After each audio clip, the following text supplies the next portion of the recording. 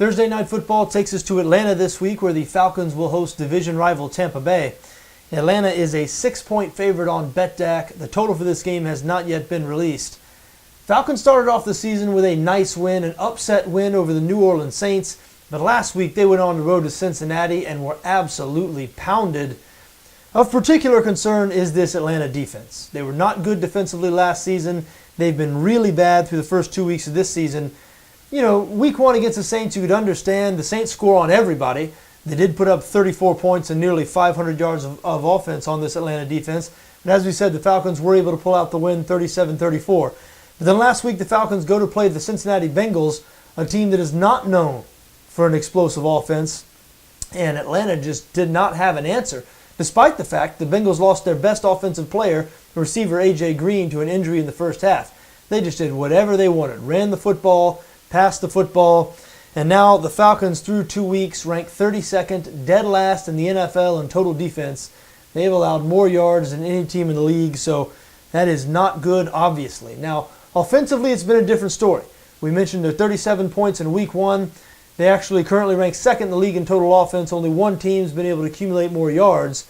That being said, that offense had real trouble in Cincinnati last week. They have real problems along the offensive line.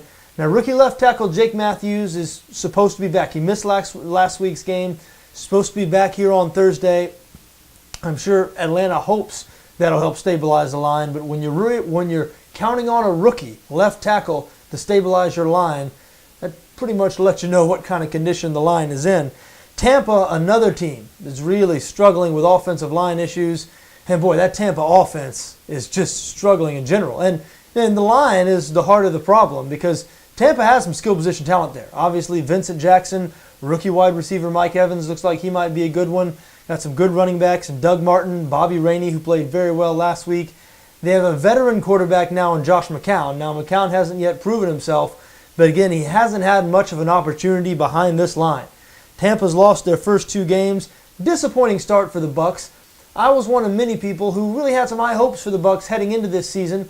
Coach Lovie Smith's first year. Smith has been able to build good defenses wherever he's been, and there is some talent on the defensive side of the ball in Tampa, so you think, well, Smith's going to build a good defense, and as I mentioned, they have skill position talent on offense, bringing in a veteran quarterback.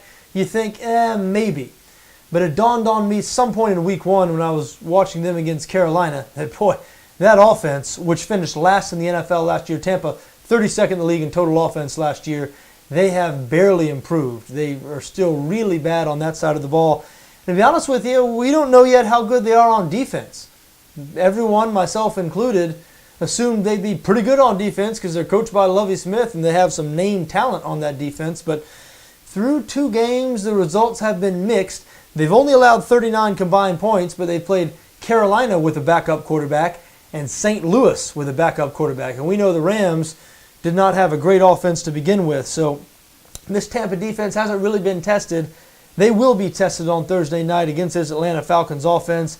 Matt Ryan is going to spread them out and chuck it all over the field.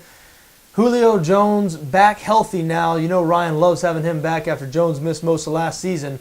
But Roddy White has his hamstring nicked up again, hamstring bothering him. Questionable for this game. Still, though, Harry Douglas has stepped up as really a viable second receiver. He's the third receiver when Jones and White are healthy. But so Ryan does have some options there in the passing game, and I do think he's going to have success in this game. For that reason, I like the Falcons here.